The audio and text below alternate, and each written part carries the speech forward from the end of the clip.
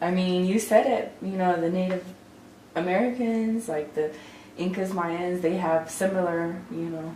Well, I've never heard of bark being used as to be eaten. When it comes to tribes, they use bark in a magical type of concoction or something. They grind it up and make it into like a paste for something.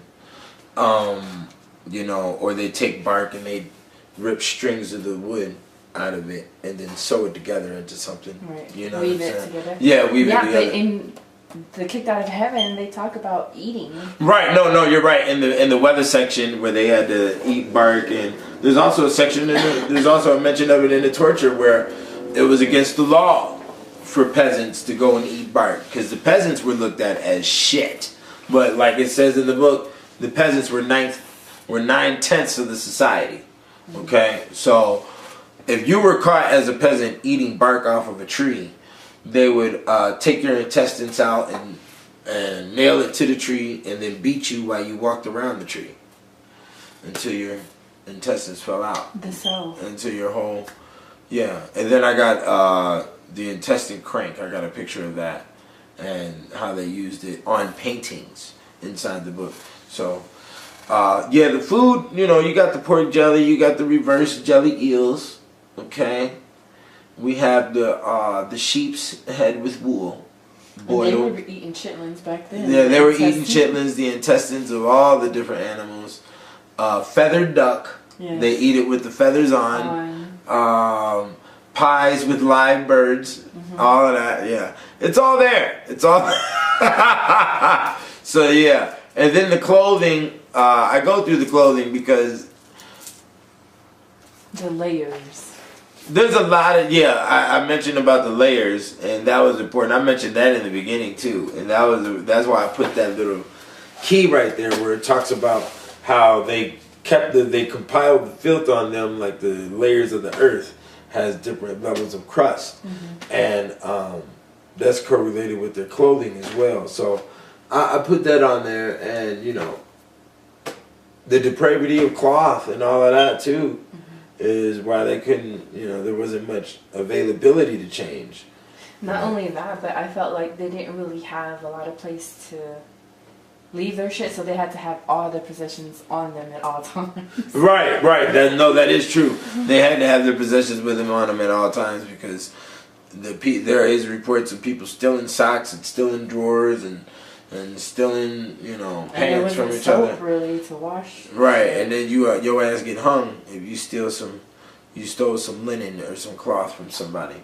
You know, but in volume 2 we're talking about the dyeing of cloth and how they used colors and how they created colors, and I even got some paintings talking about how they said it was the devil. The devil is what taught the dyers how to dye their clothing. That's what they say. So good. Their hairs and macaroni. Yeah, the hair and the hair. I put that in there to show that there's a hair section for men, and then I got another hair section for the women, which was 2 different things. The hairs and for the men, I put it in there because it's social. There's a lot of social class system rules that you'll read on, like, oh, we didn't allow men with beards during this time period, or if you were to come in the city and you had this type of haircut, you had to have a certain coin, you know, to give to the gatekeeper when you came into the city, and and that's also incorporated with today, in today's corporate structure. Your hair, your beard, your mustache, all have different symbology, okay, and affect their minds. Their minds are very light, and as soon as that hair trigger gets pulled, the dragon comes. So that's why I put that in there. But go ahead, what's the next one? Which one? The perfume, how they created that just because of the stench. Remember, you'd be traveling 5 miles from the town, and the toilet wind was blowing. Yeah, eau de toilette. That's what it's called, right? Yes. Till today, it's still right. That's because shit in the toilet smelled greater than the air. Right. They had to put their face in the toilet to give them a fresh smell, because the smell alone could kill during those times, and I have that documented in a lot of different areas in the book. So go ahead. What's the next one? The orders, the nobles, and the knights. Oh, I put that in there because there's a million different orders out there, and I mean, you'd be sitting there for days and days and days. I mean, if you were to talk about all the orders that they erected during those time periods, and that's why I put the silly order like the Cow's Head Club, which also talks about the stake. The coat of arms. The stake, yeah, and the coat of arms that they use. Now, coat of arms is very important, and like I stated inside the book, you know, you need to, coat of arms and heraldry is a very important study, man, because that controls everything that you know out here. When it comes to, you know, the shields that police officers use, to the shields on your highway, state patrol signs, right. to the Cadillac is another herald with the golden fleece around it, and then the Porsche is a herald with the horse. You need to understand the horses, the swans, the lions, the dragons, the eagles, the double-headed eagle, what the wings mean when they're up, or what the wings mean when they're down, or what the wings mean when they're closed. All those different things mean shit. The lion rampant, the lion fossé, the fleur-de-lis, all that shit. You need to learn all that shit, man, because when you understand that language, you understand who is running what by what faction. Okay? And when you understand that, you know your environment better, and you know how to operate a little bit better. If you are historically literate, and then due to the fact that you would be historically literate, guess what? You stand out a little bit greater to those who operate and run shit. And they're going to do what? Come at you with respect, because obviously what you either come from a line that knows the information and has passed it down, or you are just one of those highly intelligent ones from the stars that did your goddamn due diligence, and we respect you because of that. You understand? People don't understand how this shit works. That's why when I get pulled over, the police officer says, "Oh, why don't you have your gun on you?" I don't get the fucking bullshit because of the way I carry myself and the way my whole aura is built, the way my whole shit is built. Regardless of all the shit I done did up in the Black Man's Bible. You dig what I'm saying? But yeah, but keep moving. What's the next one? The women and children in the marriage, like they talk about divorce. Like, how do you think the divorce? How do you think those proceedings were versus how it's done today? Because today you divorce, you get 50, you get alimony, spousal support, you get all this stuff. Like, there was nothing like that, even close to that. Like, well, at that time, the man was favored at all times. At all times, right? That's what I'm saying. Like, how do you? Because nowadays, divorce, the bitch gets half. She gets alimony support. She gets child support. She gets all the support. You know, it's kind of funny you were saying this, and I'm gonna go ahead and lay this secret out.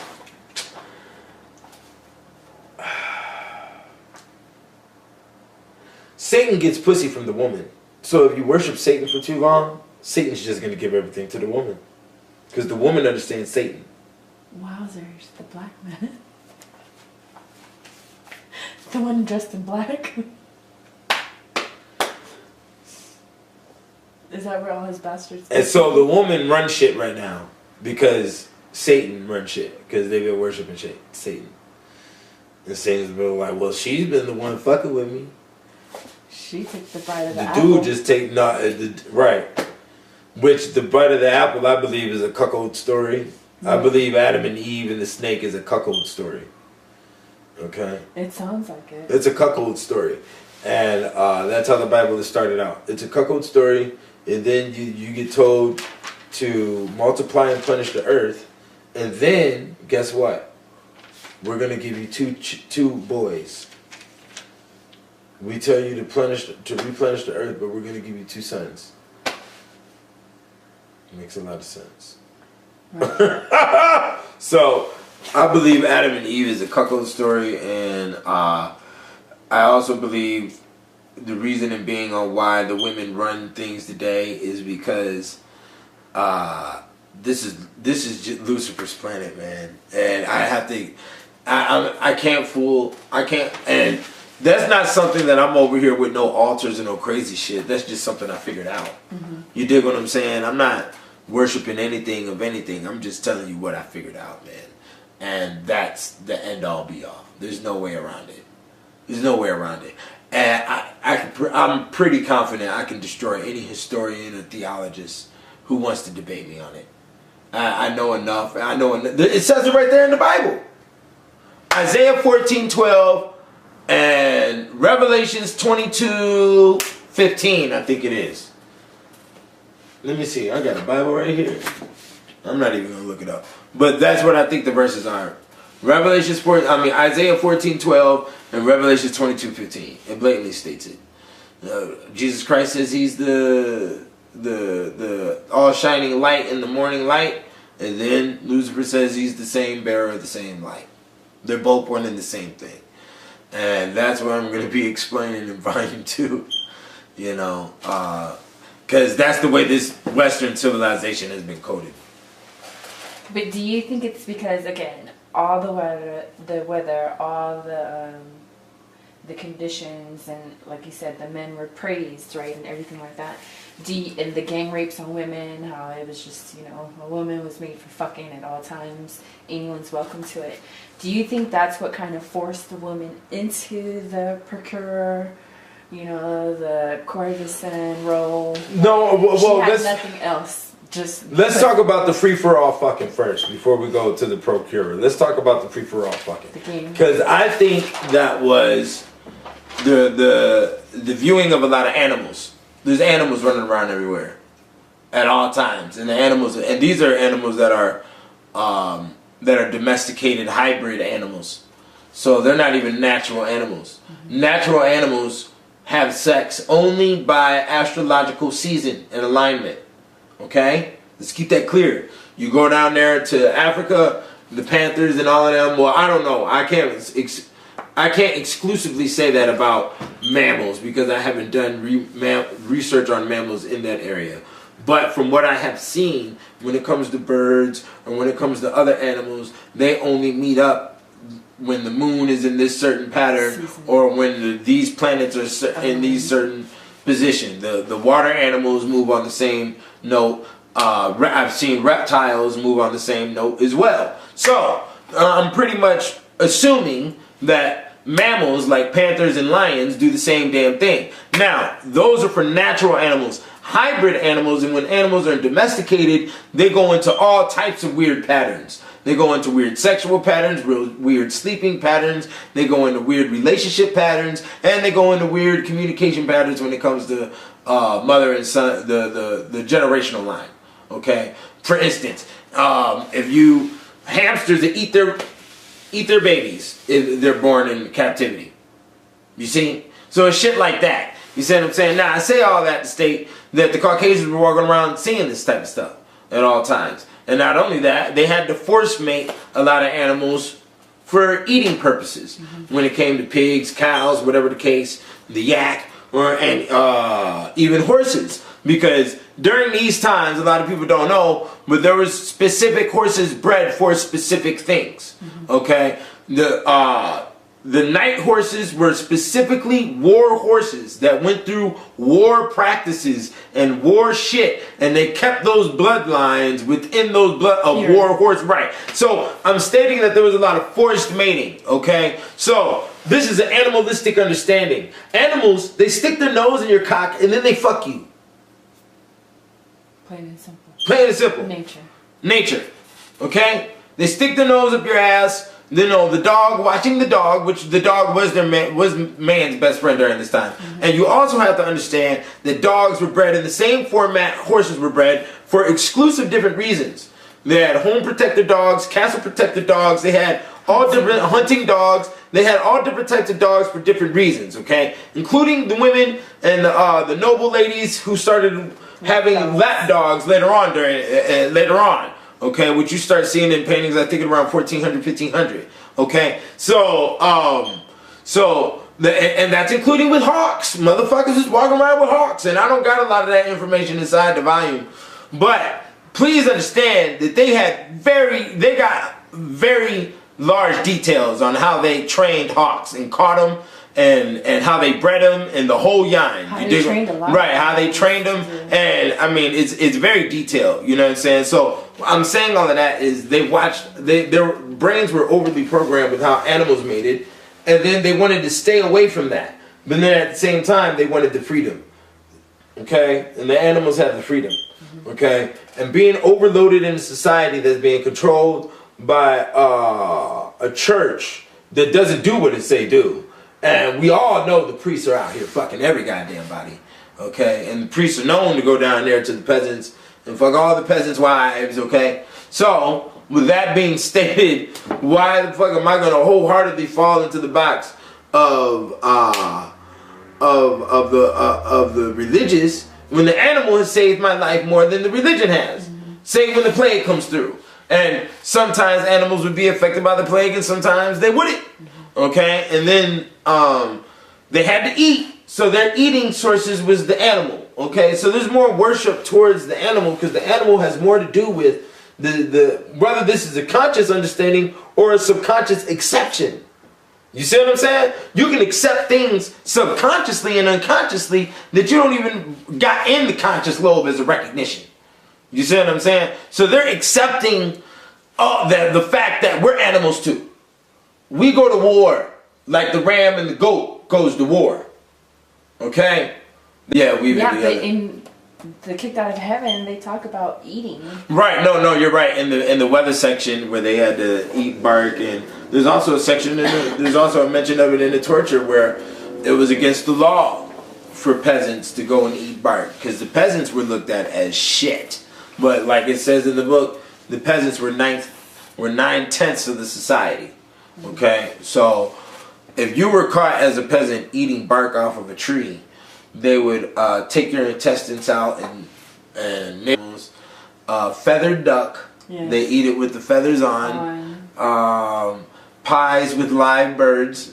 All of that. Yeah, it's all there. It's all. So yeah, and then the clothing. I go through the clothing because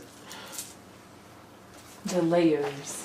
There's a lot of, I mentioned about the layers, and that was important. I mentioned that in the beginning too, and that's why I put that little key right there where it talks about how they compiled the filth on, nail it to the tree, and then beat you while you walked around the tree until your intestines fell out. The cell. Until your whole, and then I got the intestine crank. I got a picture of that and how they used it on paintings inside the book. So, the food, you got the pork jelly, you got the reverse jelly eels, okay? We have the sheep's head with wool, boiled. And they were eating chitlins back then. Yeah, they were eating chitlins, the intestines of all the different animals. Them, like the layers of the earth, has different levels of crust, and that's correlated with their clothing as well. So, I put that on there, and the depravity of cloth and all of that too is why they couldn't, there wasn't much availability to change. Not only that, but I felt like they didn't really have a lot of place to leave their shit, so they had to have all their possessions on them at all times. Right. That is true. I mean, you said it, the Native Americans, like the Incas, Mayans, they have similar, Well, I've never heard of bark being used as to be eaten. When it comes to tribes, they use bark in a magical type of concoction or something. They grind it up and make it into like a paste for something. Or they take bark and they rip strings of the wood out of it and then sew it together into something. Right. You know Weave what I'm it saying? together.